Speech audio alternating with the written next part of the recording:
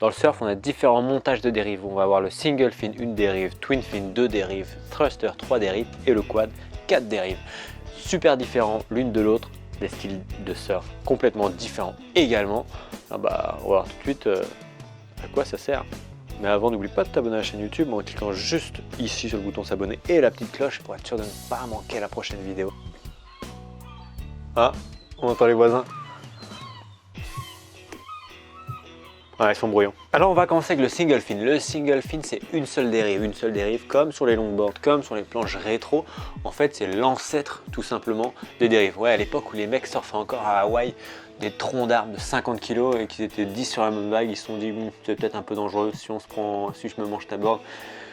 Ah, ça va piquer. Du coup, ils ont sorti des dérives, des petites dérives en bois comme ça. Bon, c'était pas les plus, mais c'était déjà ça. L'avantage de ce type de dérive, c'est que ça te permet de tenir des belles lignes droites. C'est pas fait pour avoir une approche pif paf pouf comme sur les shortboards haute performance.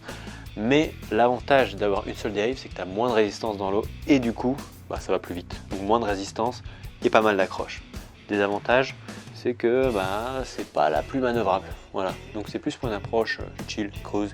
Enfin, l'idéal pour ces planches là, c'est vraiment des vagues avec du mur ou des petites vagues, enfin bref, des vagues qui te permettent de dessiner des courbes, d'avoir le temps, de prendre le temps, parce qu'il faut prendre le temps dans la vie. Ouais. Donc si tu as le temps, prends un single.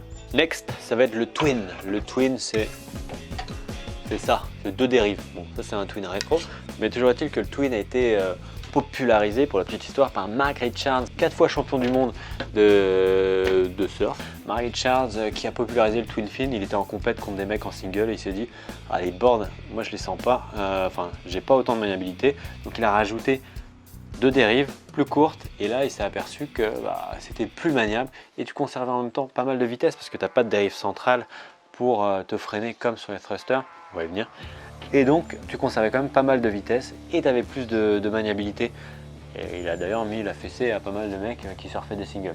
Le désavantage sur ces dérives, c'est que lorsque tu passais sur des vagues plus massives, tu avais un peu moins de contrôle. Ça avait un peu tendance à dégager si tu étais à pleine balle en bottom sur le rail, elle pouvait décrocher un peu.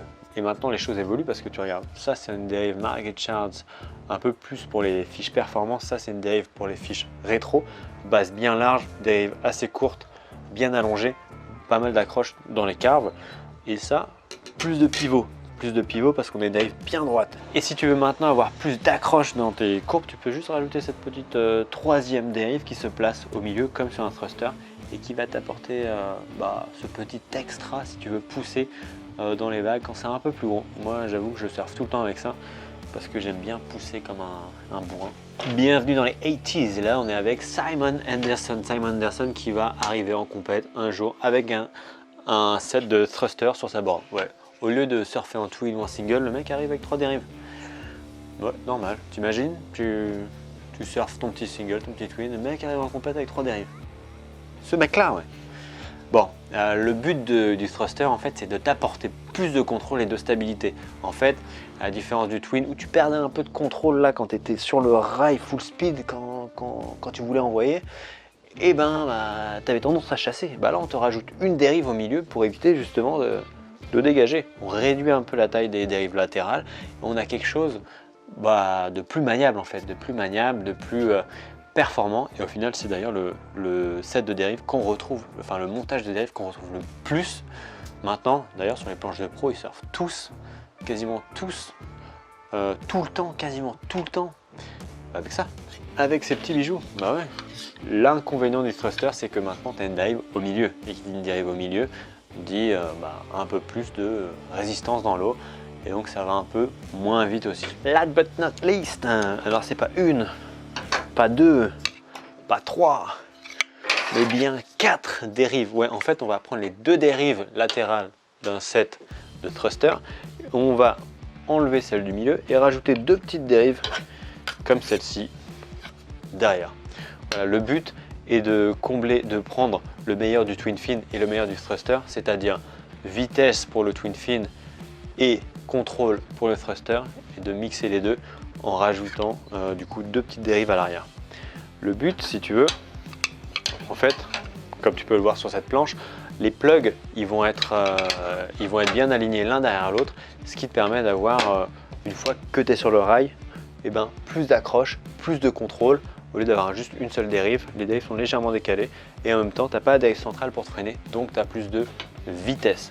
L'inconvénient c'est que lorsque tu vas avoir envie d'avoir des manœuvres un peu plus progressives, ça va accrocher et puis tu n'auras pas cette dérive centrale pour vraiment stabiliser au milieu, donc tu peux avoir l'impression que ça décroche un peu trop facilement, même si paradoxalement ça peut tenir des lignes dans les lacs creuses. Une fois que tu as enclenché le rail, ça accroche vraiment, et c'est notamment pour ça que c'est un système qui est vraiment bien pour les surfeurs puissants, les surfeurs qui aiment bien pousser sur le rail, parce qu'à la place d'avoir une seule dérive et puis la dérive centrale, tu as vraiment deux dérives de chaque côté sur les rails qui vont te permettre de conserver cette ligne là. Donc si tu aimes bien pousser comme un bourrin, tu dois essayer le quad. Et une autre chose par rapport au quad, c'est ta quad et quad en fait, parce que en fonction de la position des plugs, tu vois ici la position des plugs, les plugs arrière sont plus ou moins écartés du rail.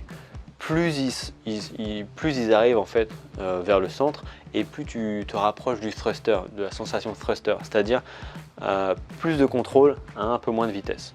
Et plus tu t'écartes justement du centre pour te rapprocher des rails, donc si les deux plugs sont quasiment en alignement en fait, donc là tu vas miser sur le côté vitesse, et du coup tu auras peut-être un peu moins de contrôle, parce que du coup tu auras pas les dérives seront quasiment dans l'alignement l'une de l'autre, tu auras plus de vitesse, tu n'auras pas de truc pour te freiner au milieu, donc ça part.